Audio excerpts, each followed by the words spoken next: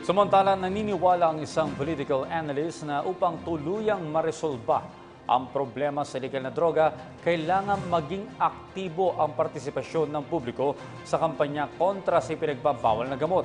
Kaugnay niyan, inihayag naman ng ilan nating mga kababayan ang mga pagbabagong kanilang nakita sa harap ng pinaigting na hakbang kontra illegal na droga at kriminalidad.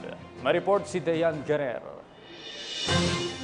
Nang magsimula ang kanyang administrasyon, naging prioridad ni Pangulong Rodrigo Duterte ang kampanya laban sa iligal na droga. Ang ilang mga Pilipino iminungkahay ang kanilang opinyon sa mga hakbang ng administrasyon laban sa droga. Maganda, di tulad noon, hindi natin nakikita kung ilang volume. Ngayon nakita natin, yung volume, 1,000. Dito sa Metro Manila parang nabawas-bawasan ng mga krimen.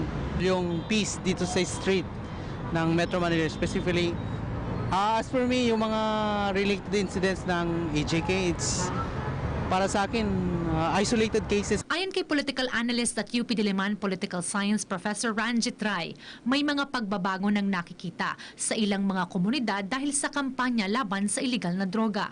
Meron ng initial successes, meron momentum for change, momentum in many communities na balik na yung mga neighborhoods nila sa community mismo dahil wala na yung mga drug gangs, wala na yung mga tambay, ika nga. Dagdag pa ni Rai, para tuluyang masolusyonan ang problema sa droga, kailangan ng partisipasyon ng mga mamamayan. Pero napakalaki pa at napakalawak ng problema. Ngayon natin naiintindihan, ngayon pa lang ng lipunan naiintindihan kung ano kalaki yung problema. Matagal pa makakamit yung talagang solusyon nito. And it will require not just government doing the job, it will require all of us sharing in the process of trying to resolve this problem. Aniya, kailangan lang ring siguraduhin na balanse ang pagpatupad ng batas ng autoridad at ang pagprotekta sa karapatang pantao. Ang kailangan lang talagang i-refine yung rules of engagement, siguraduhin na i-balance yung law enforcement at saka pag-protect ng human rights. Para sa PTV News, Dayan Querer. Ako po si Cathy San Gabriel. Subscribe na sa PTV YouTube channel.